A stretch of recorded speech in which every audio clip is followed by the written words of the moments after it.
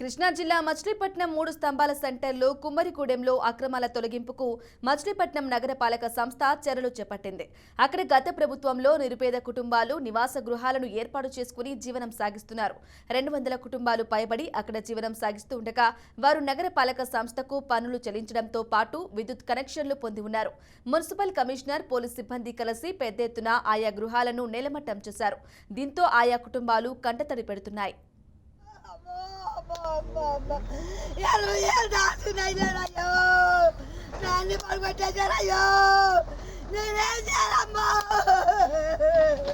నాకు చూసేది వెనకమ్మంగా లేని దాన్ని నాకు ఎవరు లేదు.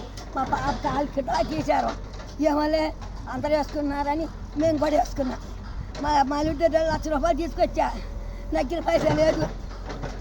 అప్పుడప్పుడు దేవుడి ఎవరైనా కష్టపడేది అని రాయి పని చేస్తుందని అయ్యా ఎప్పుడైనా కానీ లెట్టింది ఒకటి చెప్తున్నాను లెట్టింది ఒకటి కొల్లి రవీంద్ర పార్టీ వాళ్ళు తీయించేశారండి. మొత్తం ఈ పార్టీ వాళ్ళు తీయించేశారు. తెలుగుదేశం వాళ్ళు తీయించేశారో మాకు తెలియదు. కొన్ని గడువులు ఇవ్వాలి కదా, కొన్ని తీసుకుని జాగ్రత్త పెట్టుకుంటాం కదా. గడువు కూడా ఇవ్వకుండా అర్ధంతరంగా పొద్దున్న వాహనం వచ్చేసారు. ఇవన్నీ పాడు చేశారు శుభ్రంగానే. బయటికి రాక కూడా దారి లేకుండా బ్రహ్మాండం చేశాడు. 2 సెంట్లు ఇస్తాము, మీకు న్యాయం చేస్తాం, ఖాళీ చేపిస్తామన్నాడు.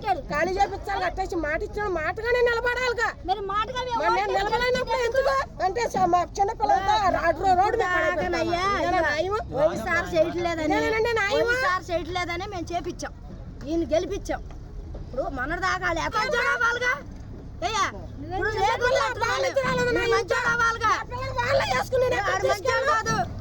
ఈరోజు కుమ్మరి చెరువులో ఆక్రమణలు ఉన్నాయి కాబట్టి, ఆ చెరువులో ఆక్రమణలు ఎవరు చేయలేదు కాబట్టి ఆ ఆక్రమణలు తొలగించడానికి వచ్చాం.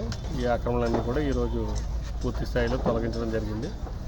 ఆ విషయం పట్టణ ప్రజలందరికీ తెలియజేస్తూ ఎక్కడ కూడా భవిష్యత్తులో కూడా ఈ చెరువుల్లో కానీ, వాగుల్లో కానీ, వంకల్లో కానీ, కుంటల్లో కానీ, ప్రభుత్వ స్థలాల్లో కానీ, లేకపోతే రోడ్డు మార్జిన్స్ కానీ దయచేసి ఆక్రమించవద్దు, కబ్జా చేయవద్దు. ఆ విధంగా చేస్తే కనుక మున్సిపల్ కార్పొరేషన్ చట్ట ప్రకారంగా కూడా అవన్నీ కూడా తొలగించడం జరుగుతుందని చెప్పి మరోసారి తెలియజేసుకుంటున్నాను.